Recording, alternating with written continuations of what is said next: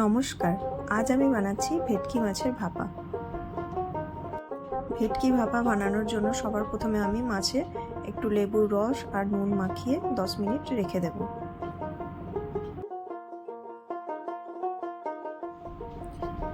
এখন আমি মশলার জন্য নিয়ে নিচ্ছি সর্ষে 1 চামচ, পোস্ত 1 চামচ। এটা প্রথমে আমি শুকনো গুঁড়ো করে নেব। এখন আমি এর মধ্যে দিয়ে দিচ্ছি 4টে কাজু আর 2 চামচ নারকেল কোড়া। অল্প জল দিয়ে আর 2টো কাঁচা লঙ্কা দিয়ে একসাথে পেস্ট বানিয়ে নেব।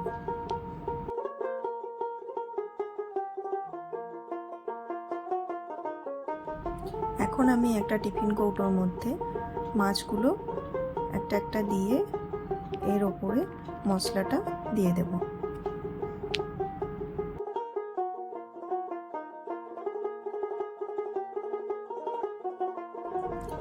এখন এর মধ্যে দিয়ে দিচ্ছি হলুদের গুঁড়ো, সর্ষের তেল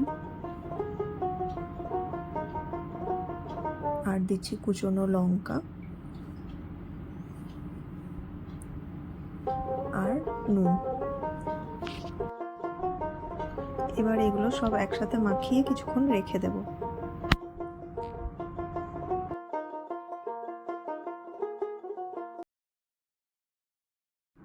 আমি এখানে 10 থেকে 15 মিনিট পর আমি এটা ভাপা হতে দিয়ে দিচ্ছি।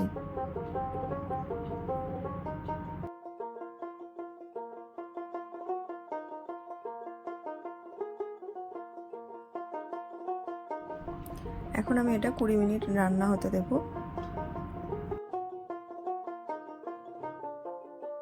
20 মিনিট পর আমি গ্যাস অফ করে দিয়েছি। এখন এটা হয়ে গেছে। এখন টিফিনটা ঠান্ডা হলে নামিয়ে নেব।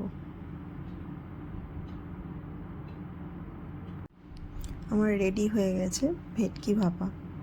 গরম ভাতে অসাধারণ লাগে খেতে।